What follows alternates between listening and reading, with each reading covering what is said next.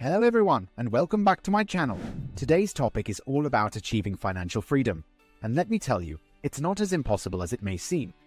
If you're someone who's looking to save big bucks and secure your financial future, then you're in the right place. I know the idea of saving $100,000 by the time you turn 25 might sound daunting, but trust me, it's achievable. I had to make some serious sacrifices along the way, but it was all worth it in the end. And the best part, you can do it too. Now, I'm not here to give you generic advice like stop buying coffee or use a budgeting app. I'm going to give you real, actionable steps that helped me reach my financial goals. So, get ready to buckle down and make some serious changes, because if you want to live like no one else later, you have to live like no one else now. Let's get started. The first thing I did was car hacking. Did you know that the average cost of owning a new car per year is almost $10,000? I don't do that. I try to buy 5 to 9-year-old cars. This is generally the sweet spot where there's enough depreciation, but also it's not so old that you're going to have a lot of repairs. We also just went down to one car after my wife and I quit our jobs, and having just one car on and off has saved us thousands of dollars. Car hacking is one of the most effective ways to save money on transportation costs. As you mentioned, buying a used car that's between 5 to 9 years old can be a smart financial decision. Not only do you avoid the steep depreciation that occurs in the first few years of ownership, but you also have a better chance of finding a reliable car that won't require a lot of expensive repairs. Another benefit of buying used cars is that you can often negotiate a lower price than what's advertised. Make sure to do your research and know the market value of the car you're interested in so you can make an informed offer. Additionally, reducing the number of cars in your household can save you thousands of dollars each year. Car payments, insurance, maintenance, and gas costs can add up quickly, especially if you're trying to keep up with the Joneses by having the latest and greatest car. Consider carpooling, biking, or using public transportation if you're able to. Not only will you save money, but you'll also reduce your carbon footprint. The second thing I did was switch to cheap phones. This is actually the first nice phone that I've ever bought before. I always had Google Pixels, which were a couple of $100. They work great if you're not a YouTuber and you don't use your camera professionally on your phone. Then you absolutely don't need it. Having cheap phones in the past has saved me thousands of dollars. Switching to a cheaper phone is a great way to save money on your monthly phone bill. Many phone carriers offer discounted plans for users who bring their own devices, which can result in significant savings over time. Additionally, cheaper phones often come with lower monthly financing costs or outright purchase prices, which can help keep your overall expenses down. While having the latest and greatest phone might be tempting, it's important to assess whether you really need all the fancy features that come with it. As you mentioned, Google Pixels are great phones that work well for the average user who doesn't need professional-grade camera quality. It's easy to get caught up in the hype of having the newest technology, but it's important to remember that these upgrades often come with a high price tag. In addition to using a cheaper phone, you can also consider using Wi-Fi or free messaging apps to communicate with friends and family instead of paying for a high-cost data plan. Many apps like WhatsApp, Telegram, and Signal allow for free voice and video calls over Wi-Fi, which can save you money on your monthly phone bill. The third thing I did was stop shopping sales.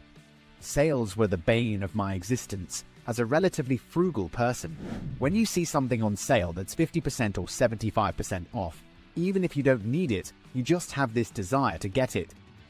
But when I decided to really make this change and buckle down and change some habits, I stopped shopping sales.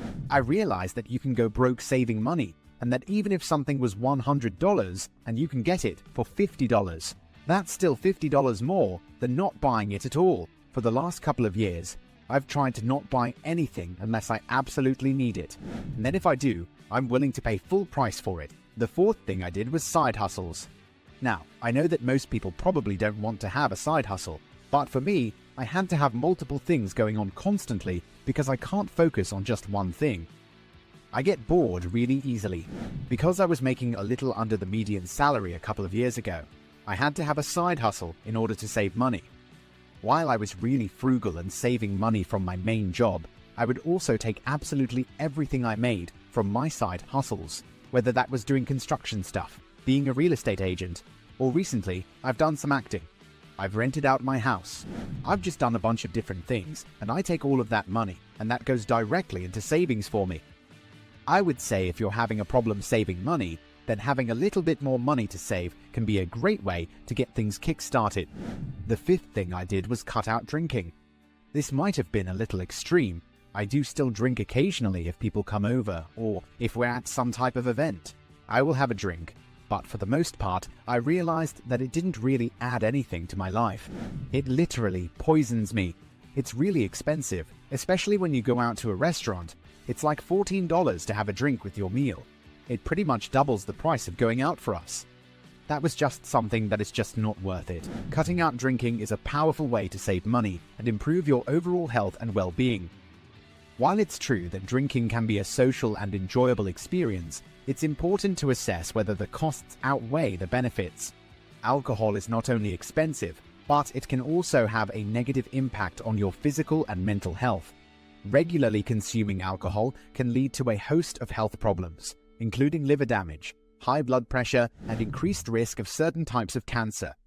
Additionally, drinking can impair your judgment and lead to risky behaviors, such as driving under the influence or engaging in other dangerous activities.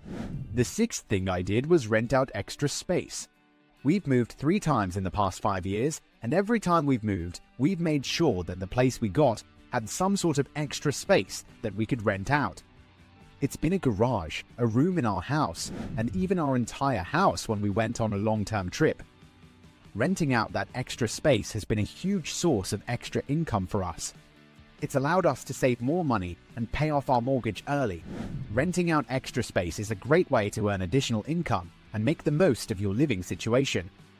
Whether you have a spare room, a garage, or an entire house, there are many opportunities to rent out your space to others and generate extra cash flow. One popular way to rent out extra space is through online platforms like Airbnb, VRBO, or HomeAway. These websites allow you to list your space and connect with travelers who are looking for a place to stay. By renting out a spare room or your entire home, you can earn extra income and potentially offset some of your living expenses. In addition to earning extra income, renting out extra space can also help you reduce your overall housing costs. By renting out a spare room or garage, you can offset some of the expenses associated with owning or renting a home, such as mortgage payments, utilities, and property taxes.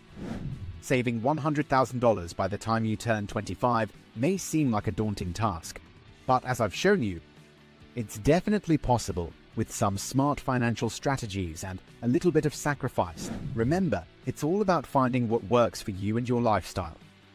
Whether it's cutting out expensive habits or finding ways to earn extra income, there are always opportunities to improve your financial situation.